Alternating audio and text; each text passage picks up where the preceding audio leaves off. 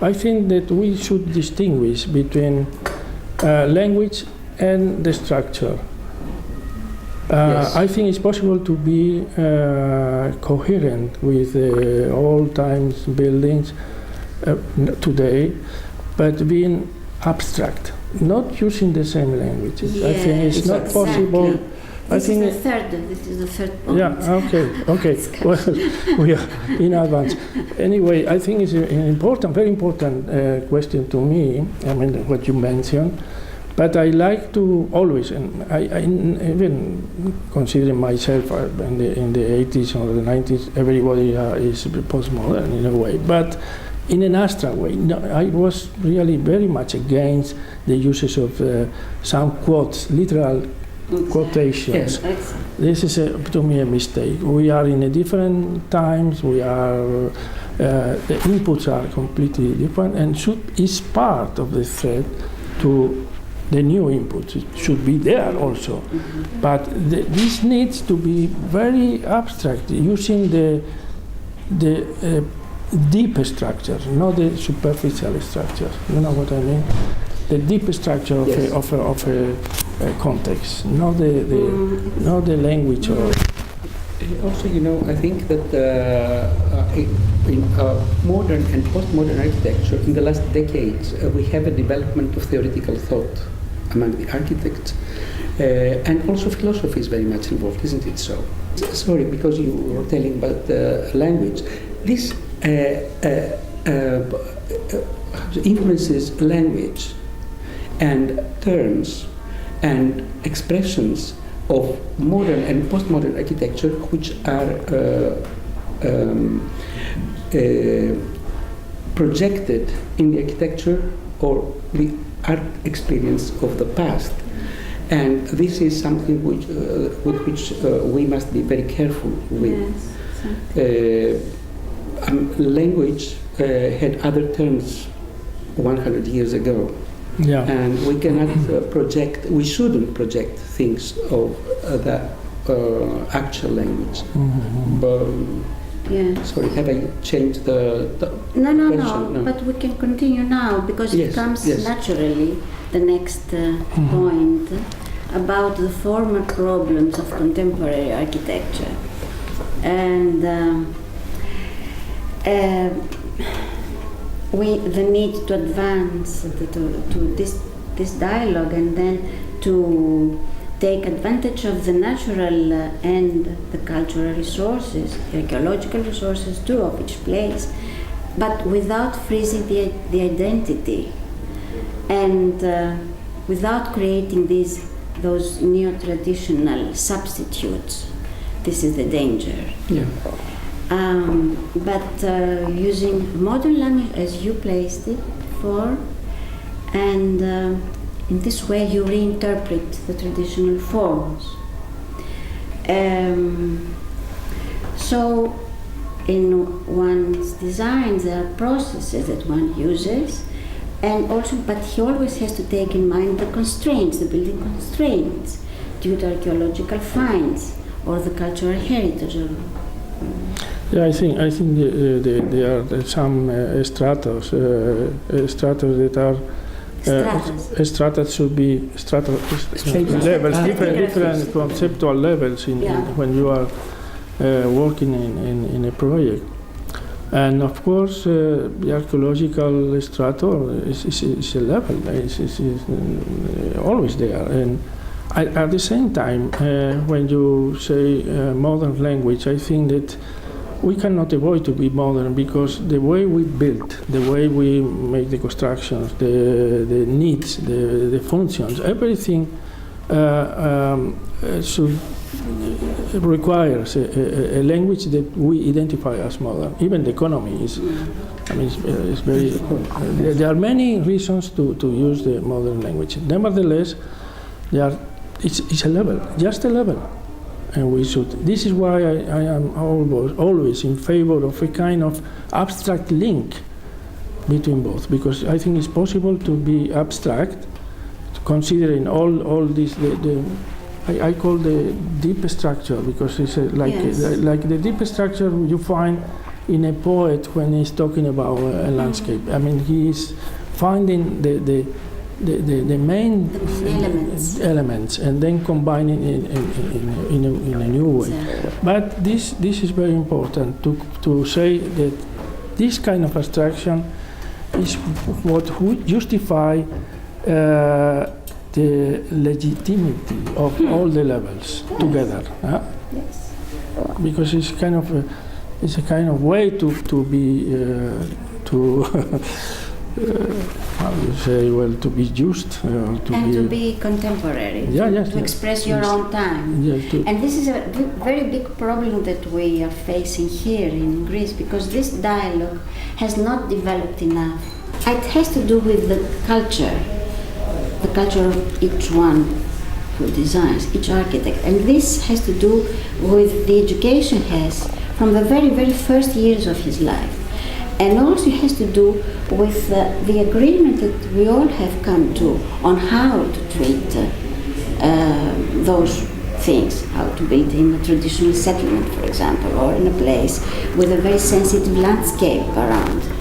And this discussion is not, that has not come to a deeper level, and we did not all agree. This is why there is a lot of conflict, and there are many mistakes being done that lead to this freezing of tradition and lead to decisions made by the authorities that are completely wrong, and design that a new building has nothing to do with the present time, both with the present time and tradition.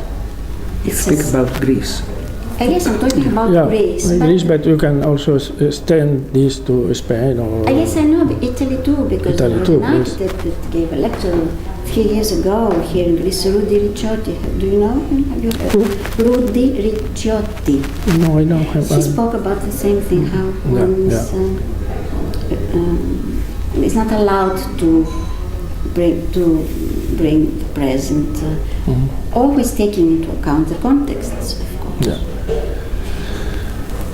But you see, there's very often the good architect is very useful to look at, because they are very sensitive. The good architects are sensitive always. I mean, I don't know. For instance, Schinker was in Berlin playing with different languages.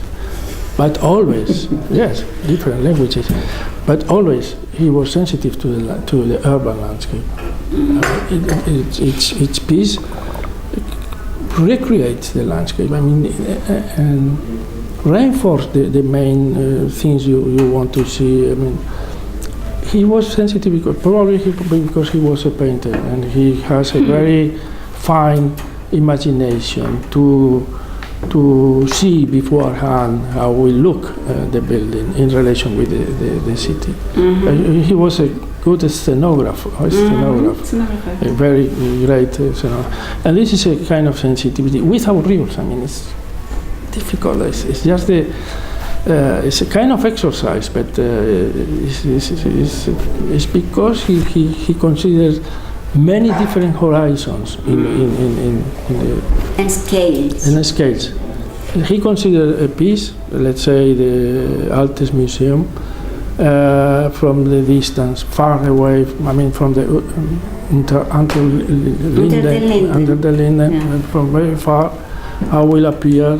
Then when you face the building, then when you look at the acroteras, then when you step in the going to the steps and going up.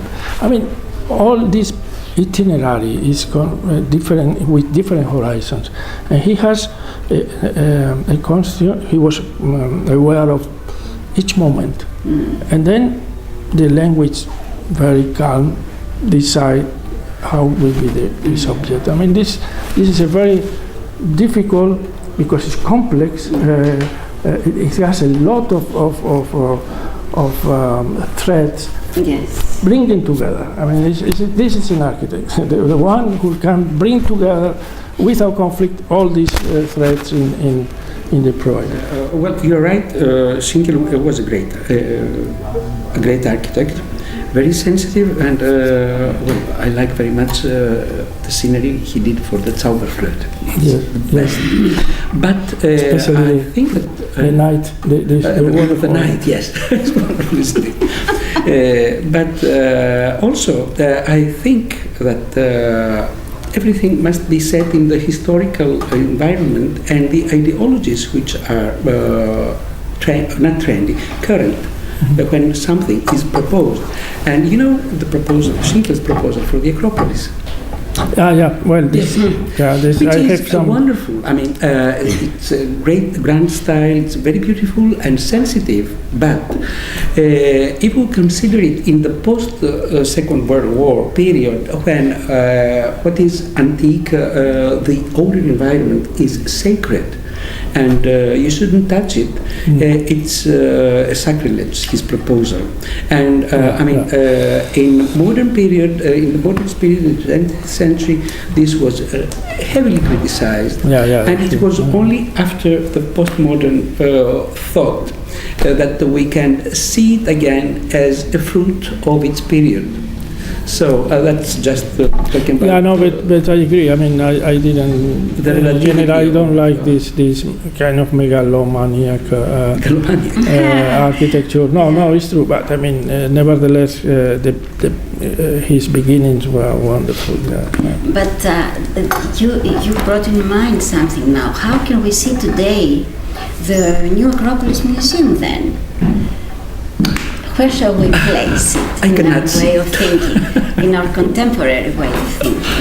Well, I don't know. There are many ways of looking at it. It is the building itself in the environment, in the urban environment, also the building per se, the function and the exhibition.